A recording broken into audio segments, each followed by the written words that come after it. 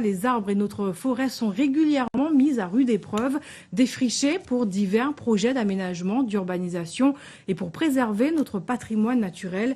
Un diagnostic des arbres est effectué par l'ONF pour connaître leur état de santé. Alors comment ça marche? Christelle Théophile, Christian Danquin. Cet appareil est un tomographe à ondes sonores, une sorte de scanner pour arbres.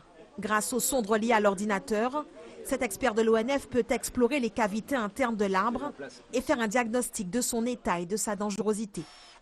Mais pour avoir ces données, c'est finalement un autre appareil qu'il utilisera pour la démonstration, un résistographe.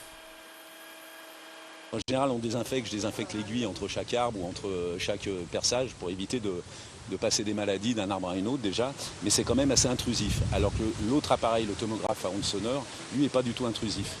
Le diagnostic est réalisé sur un bois rada, appelé également bois gligli, une espèce locale de la côte sous le vent en voie d'extinction. Cet arbre, il est sain. Celui-là, il est sain, il n'y a pas de problème de pourriture à l'intérieur, enfin sur la partie que j'ai sondée. Il n'y a pas de chute brutale. Vous voyez, comme par exemple au bout, là, comme je me suis arrêté, il y a une chute brutale. En général, quand on a des cavités ou des pourritures, ça nous fait des chutes comme ça, avec des espaces.